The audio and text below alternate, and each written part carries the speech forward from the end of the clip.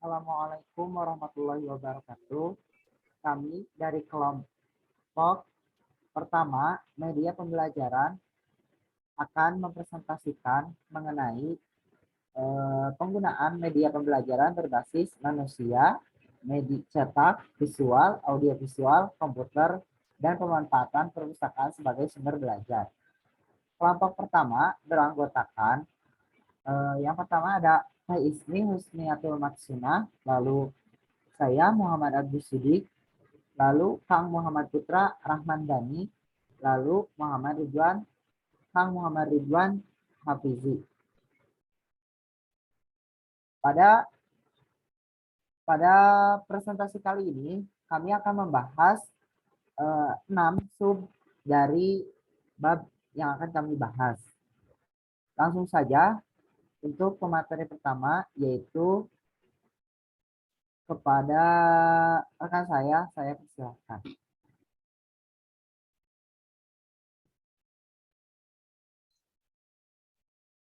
Ya, yang pertama mungkin ada definisi media.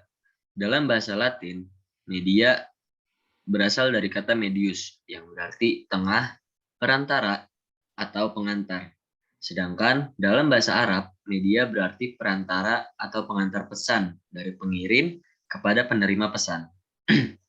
Kedua ada AECT, Association of Education and Communication Technology pada tahun 1977. Media merupakan segala bentuk dan saluran yang dipakai untuk menyampaikan pesan dan informasi. Dan kemudian yang ketiga ada Heinrich dan kawan-kawan pada tahun 1982. Media pembelajaran merupakan media yang membawa pesan-pesan atau informasi yang bertujuan instruksional atau mengandung maksud-maksud pengajaran. Lalu kemudian ada National Education Association. Media merupakan bentuk-bentuk komunikasi baik tercetak maupun audiovisual dan peralatan yang dapat dimanipulasi, dilihat, didengar, atau dibaca. Kemudian ada ciri-ciri umum media. Yang pertama adalah memiliki pengertian fisik atau hardware. Yang kedua, memiliki pengertian non-fisik atau software. Yang ketiga, ada ditekankan pada visual dan audio. Yang keempat, sebagai alat bantu PWM di dalam dan di luar kelas. Yang kelima, ada guna komunikasi dan interaksi guru-siswa. Yang keenam, dapat digunakan secara massal, kelompok besar, kelompok kecil, maupun perorangan. Yang ketujuh, meliputi sikap, perbuatan, organisasi, strategi, dan manajemen yang berhubungan dengan penerapan suatu ilmu.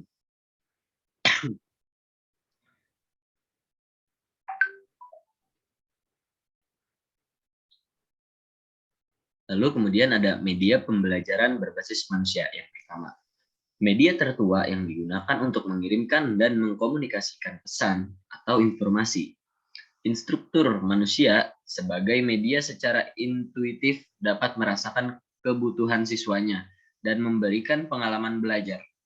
Media pembelajaran berbasis manusia memiliki rancangan pembelajaran yang interaktif, dengan begitu dapat memberikan kesempatan untuk percobaan mental dan pemecahan masalah.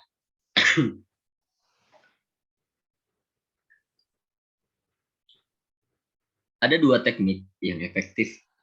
Yang pertama, rancangan yang berpusat pada masalah dan bertanya ala Socrates. Lalu yang kedua ada rancangan yang berpusat pada masalah yang dibangun berdasarkan masalah yang harus dipecahkan. Salah satu pembelajaran interaktif, yang pertama itu ada pembelajaran main peran. Lalu kemudian ada pembelajaran quiz team. Ketiga ada pembelajaran kooperatif. Yang keempat ada debat berstruktur. Langkah-langkah untuk mengembangkan media pembelajaran berbasis manusia yang interaktif. Yang pertama itu ada mengidentifikasi pokok bahasan pelajaran. Yang kedua, mengembangkan sajian pelajaran yang mencakup semua informasi yang harus dikuasai oleh siswa. Yang ketiga, mengamati keseluruhan penyajian dan menentukan dialog yang interaktif dapat disisipkan. 4. Ada menetapkan jenis informasi yang diinginkan dari siswa. Yang kelima, menentukan pesan-pesan yang ingin disampaikan. Yang keenam, menetapkan butir-butir diskusi penting. Lalu kemudian yang kedua ada media pembelajaran berbasis cetak. Media pembelajaran berbasis cetak adalah bahan yang ditulis di atas kertas untuk pembelajaran serta informasi. Pembelajaran berbasis teks atau cetak mulai dikenal pada tahun 1960 dengan istilah pembelajaran terprogram yang berisikan materi untuk belajar mandiri. Unsur media berbasis cetak itu berupa format, organisasi, daya tarik, ukuran huruf, spasi, konsistensi. Jenis media pembelajaran berbasis cetakan itu ada buku teks, modul, tes terprogram. Buku teks adalah buku tentang suatu bidang studi atau ilmu tertentu yang disusun untuk mempermudah para pengajar dan peserta didik. Lalu modul biasanya berisi komponen petunjuk guru, lembaran kegiatan siswa, kunci lembaran kerja, lembaran tes, dan kunci jawaban tes. Lalu kemudian yang ketiga ada terprogram. Disusun dalam topik-topik kecil untuk setiap halamannya yang berisi informasi bahan, ajaran, pertanyaan, dan respon. Karakteristik dari media cetak adalah teks. Yang pertama ada teks dibaca secara linear, sedangkan visual disajikan secara parsial. Yang kedua, menampilkan komunikasi secara satu arah dan reseptif. Yang ketiga, ditampilkan secara statis atau diam. Yang keempat, pengembangannya sangat tergantung kepada prinsip pembahasan dan persepsi visual berorientasi atau berpusat pada pembelajaran. Pembelajaran media cetak ada memiliki kelebihan dan kekurangan. Kelebihannya adalah materi pelajaran dapat dirancang seiringan mungkin sehingga mampu ditangkap dengan mudah oleh siswa. Yang kedua, materi dapat diulang berkali-kali. Yang ketiga, terdapat paduan gambar dan teks. Yang keempat, dapat diproduksi dengan ekonomis.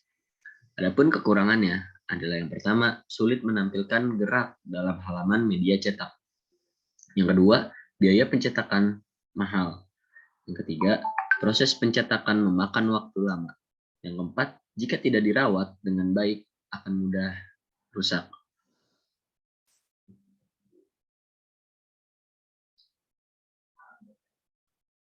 Lalu kemudian akan dilanjutkan dengan rekan saya. Baik, selanjutnya yaitu media pembelajaran berbasis visual. Nah, kelompok media ini sering disebut sebagai media pameran atau display media. Jenis media ini tidak diproyeksikan, ada yang tidak diproyeksikan antara lain realia, model, dan grafis. Model realia adalah benda nyata yang digunakan sebagai bahan atau sumber belajar. Penempatannya bisa dengan mengajak siswa melihat langsung atau dengan observasi. Ciri media realia yang asli adalah benda yang masih dalam keadaan utuh, dapat dioperasikan hidup dalam ukuran yang asli, dan dapat dikenali sebagai wujud asli. Media yang kedua adalah media model. Adalah benda tiruan 3 dimensi atau pengganti dari benda asli. Bisa dengan ukuran yang sama atau disederhanakan menjadi lebih kecil. Contohnya seperti model Candi Borobudur, model pesawat terbang, atau model dari Tugu Monas dalam bentuk mini. Yang ketiga ada media grafis. Media grafis menyalurkan pesan lewat simbol-simbol visual, berfungsi sebagai menarik perhatian, memperjelas sajian atau mengilustrasikan media. Grafis dapat disajikan melalui proyeksi juga. Jadi kan tadi disebutkan di awal bahwa model visual ini tidak diproyeksikan, tapi untuk model grafis untuk pada zaman sekarang bisa diproyeksikan melalui proyektor. Contoh dari media grafis adalah gambar, sketsa, bagan, diagram, grafik, poster, kartun, dan sebagainya. Lalu ada yang keempat, media pembelajaran audiovisual. Media audiovisual adalah media penyampai informasi yang memiliki karakteristik suara dan visual atau gambar. Yang pertama, audio visual diam, yaitu menampilkan suara dan gambar diam, seperti bingkai suara atau sound slide, film bingkai suara, dan cetak suara. Yang kedua ada video visual gerak, yaitu media yang menampilkan unsur suara dan gambar yang bergerak seperti film suara dan video. Pembagian audio visual. Audio visual ada dua. Yang pertama ada audio visual murni, yaitu unsur suara maupun gambar dari satu sumber seperti film, video, kaset. Yang kedua ada audio visual tidak murni, yaitu unsur suara dan unsur gambar dari sumber yang berbeda. Selanjutnya, untuk media pembelajaran berbasis komputer akan dijelaskan oleh rekan saya. Oke, selanjutnya adalah media pembelajaran berbasis komputer. Pada pembelajaran berbasis komputer ini adalah pengelolaan pembelajaran dengan memanfaatkan perangkat, baik perangkat keras maupun perangkat lunak komputer.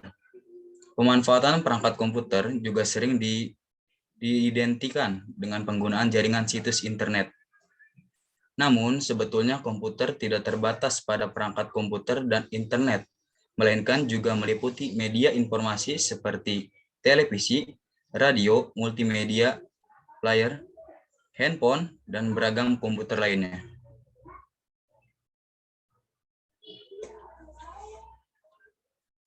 Media pembelajaran berbasis komputer dapat berupa yang ke-1 internet, yang kedua email, yang ketiga jaringan, yang keempat desktop publishing, yang kelima digital scanner, yang keenam digital kamera, yang ketujuh software pembelajaran, yang kedelapan CD-ROM sumber informasi, yang kesembilan pengolah data, yang ke-10 video conference, yang ke-11 pengolah kata, yang ke-12 sumber informasi online.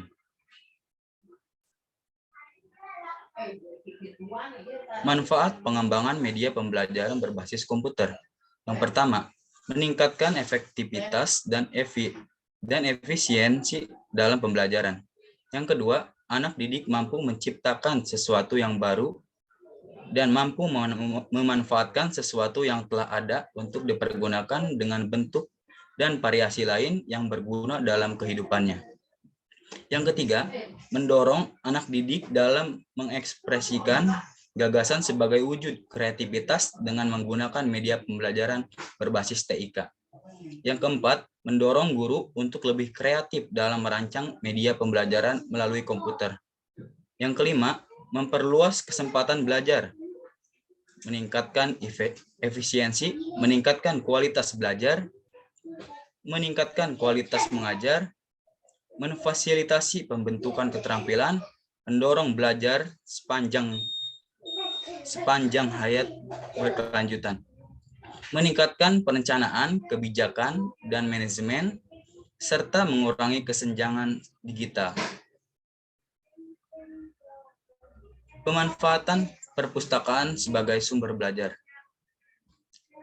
Definisi perpustakaan adalah sebuah ruangan atau gedung yang digunakan untuk menyimpan buku dan terbitan lainnya yang biasa disimpan menurut tata susunan tertentu yang digunakan pembaca, bukan untuk dijual. Peran perpustakaan yang menyediakan berbagai informasi yang meliputi bahan tercetak dan mencetak, terekam maupun koleksi lainnya.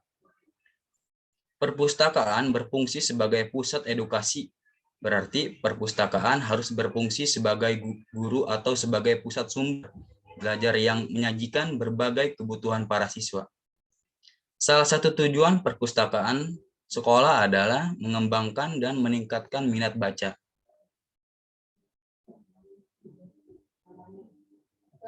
Selanjutnya akan diteruskan sama rekan saya.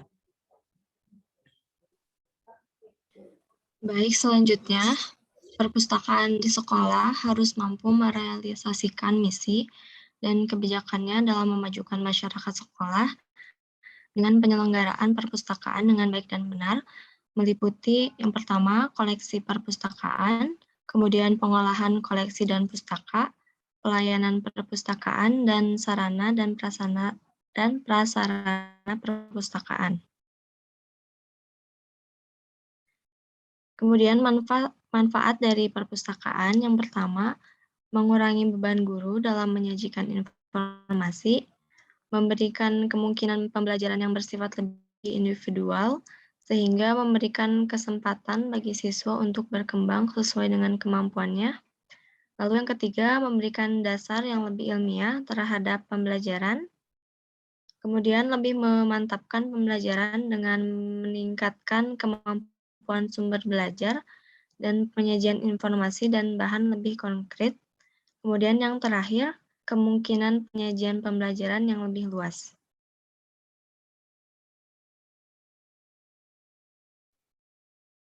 Baik, mungkin sekian yang dapat kami sampaikan. Mohon maaf apabila ada kekurangan dan kesalahan. Kekurangan dan kesalahan datangnya dari kami. Mohon maaf, ditutup saja dengan doa. Rabbana atina fid dunya hasanah wa fil akhirati hasanah wa qina adzabannar.